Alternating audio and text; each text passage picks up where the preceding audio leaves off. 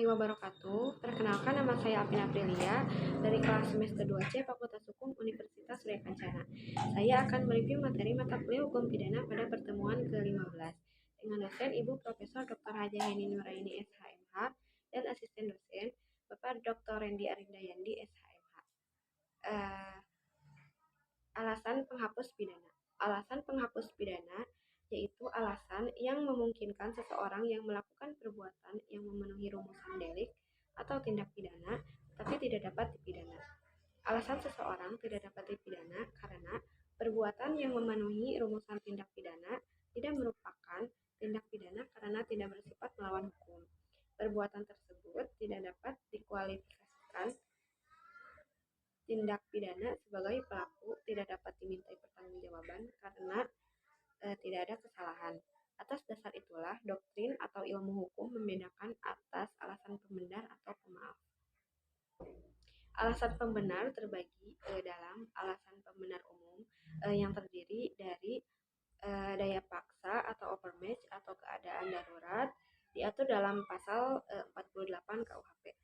Bela paksa pasal 49 KUHP, melaksanakan pemerintah undang-undang pasal 50 KUHP.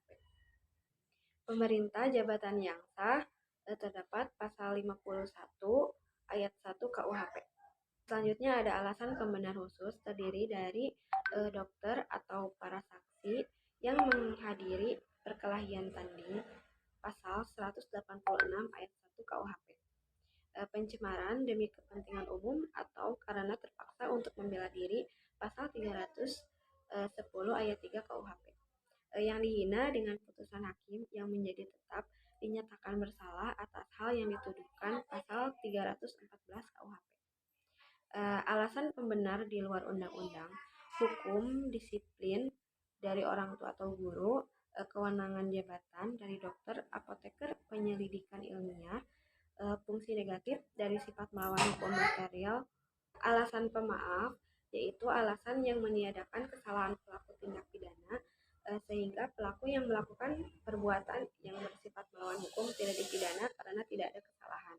Alasan pemaaf terdiri dari yang pertama, alasan pemaaf umum, ketidakmampuan bertanggung jawab pasal 44 KUHP, daya paksa dalam arti sempit pasal 48 KUHP, bela paksa yang melampaui batas pasal 49 ayat 2 KUHP, perintah jabatan yang tidak sah terdapat pada pasal 51 ayat 2. Selanjutnya ada alasan pemaaf khusus yaitu mempersiapkan atau memperlancar perubahan ketatanegaraan dalam arti umum pasal 110 ayat 4 KUHP.